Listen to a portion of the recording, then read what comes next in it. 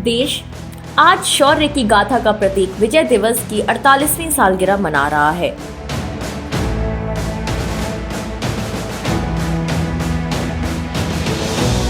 उन्नीस 1971 में पाकिस्तान के साथ चली 13 दिन की लड़ाई के बाद आज के दिन भारतीय सेना ने फतेह हासिल की थी। इस जंग में करीब 3,843 भारतीय सैनिकों ने अपने प्राण न्योछावर किए। इस युद्ध की जीत का ही परिणाम था कि पाकिस्तान के करीब 90,000 सैनिकों ने सरेंडर किया और फिर दुनिया ने इतिहास बनते देखा। पूर्वी पाक अलग हुआ और बांग्लादेश का जन्म हुआ। दरअसल पाकिस्तान की सरकार और सेना पूर्वी पाकिस्तान में रहने वाले अपने ही देश के लोगों पर जुल्म कर रही थी। बेगुनाह लोगों की हत्याएं की जा रही थी और ये सब सिर्फ इसलिए क्योंकि पूर्वी पाकिस्तान के लोग सेना के जुल्म के खिलाफ आवाज उठा रहे थे। उनकी आवाज दबाने के लिए पाकिस्तान ने नरसंहार शुरू कर दिया था। अपनी जान बचाने के लिए लोग वहां से भागने लगे। इस जुल्म से बचने के लिए पूर्वी पाकिस्तान के करीब 10 लाख शरणार्थी भारत पहुंच गए। उस वक्त की प्रधानमंत्री इंदिरा गांधी पर इस बात का दबाव बढ़ रहा था कि वो जरूरी कार्रवाई करें। इसीलिए इंदिरा गांधी ने एक तरफ भारतीय फौज को युद्ध की तैयारी करने का आदेश दिया और दूसरी तरफ पाकिस्तान पर दबाव बनाने की कोशिश शुरू कर दी। थल सेना अध्यक्ष सैम मानेकशॉ की मौजूदगी में अमेरिका के राष्ट्रीय सुरक्षा सलाहकार हेनरी किसिंजर के साथ हुई बैठक में इंदिरा गांधी ने साफ कर दिया कि अगर अमेरिका पाकिस्तान को नहीं रोकेगा तो भारत पाकिस्तान पर सैनिक कार्रवाई के लिए मजबूर होगा।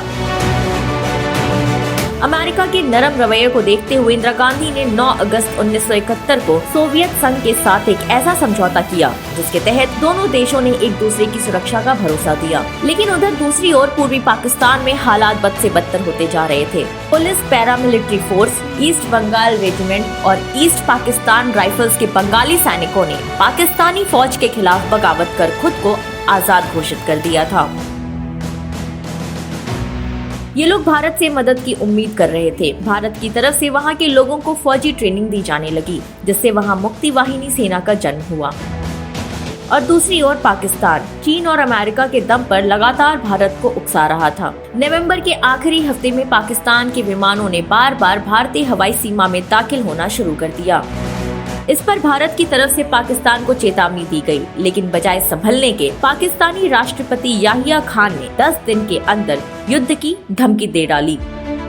लेकिन शायद पाकिस्तान को उस वक्त ये अंदाजा नहीं हुआ कि भारतीय सेना पहले ही अपनी तैयारी कर चुकी है। 3 दिसंबर 1971 को पाकिस्तानी विमानों ने भारत के कुछ शहरों पर बमबारी करने की गलती कर दी। हमले की खबर मिलते ही इंदिरा गांधी सीधे मैप रूम पहुंची, जहां उन्हें हालात का ब्यौरा दिया गया। उस वक्त रात के 11 बज चुके थे। सेना के अफसरों से बैठक के बाद इंदिरा गांधी ने कैबिनेट बैठक बुलाई और फिर विपक्ष के नेताओं से मुलाकात कर उन्हें भी पूरे हालात की जानकारी दी। जिसके बाद आधी रात को इंदिरा गांधी ने ऑल इंडिया रेडियो के जरिए पूरे देश को संबोधित किया।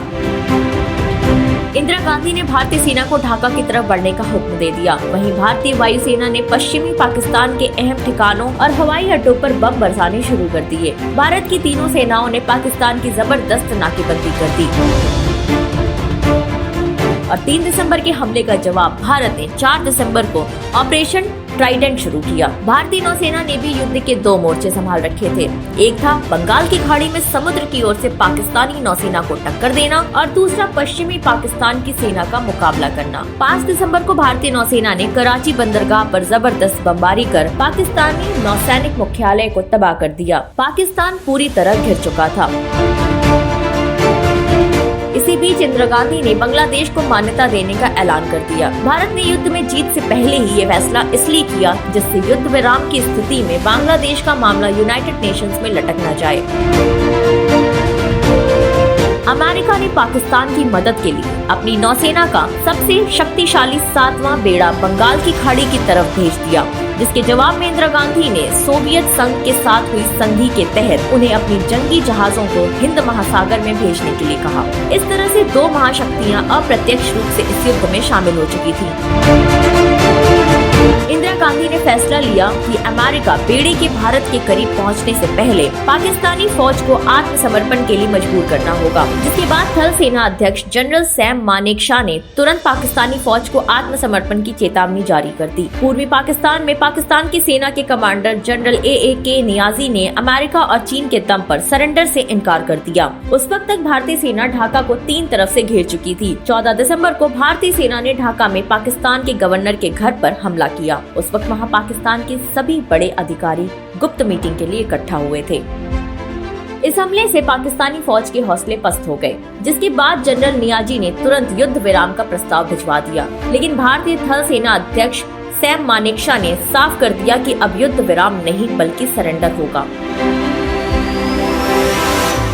मेजर जनरल JFR जैकब को इसकी जिम्मेदारी सौंपी गई। इसके बाद कोलकाता से भारत के पूर्वी कमांड के प्रमुख लेफ्टिनेंट जनरल जगजीत सिंह अरोड़ा ढाका पहुंचे। अरोड़ा और नियाजी एक मेज के सामने बैठे और 16 दिसंबर 1971 को दोपहर के 2:30 बजे सरेंडर का प्रोसेस शुरू हुआ।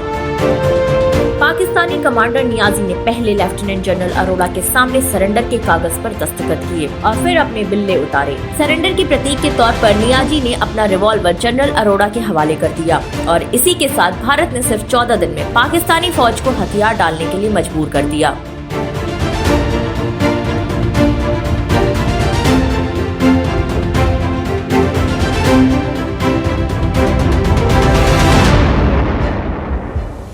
वीडियो पसंद आया तो वीडियो को लाइक और शेयर करना ना भूलें। अगर आप अपने फेसबुक पे देख रहे हैं तो फेसबुक पेज को भी लाइक करें। यूट्यूब पर देख रहे हैं तो यूट्यूब चैनल को जरूर सब्सक्राइब करें। जाते जाते बेल आइकन दबाना ना भूलें।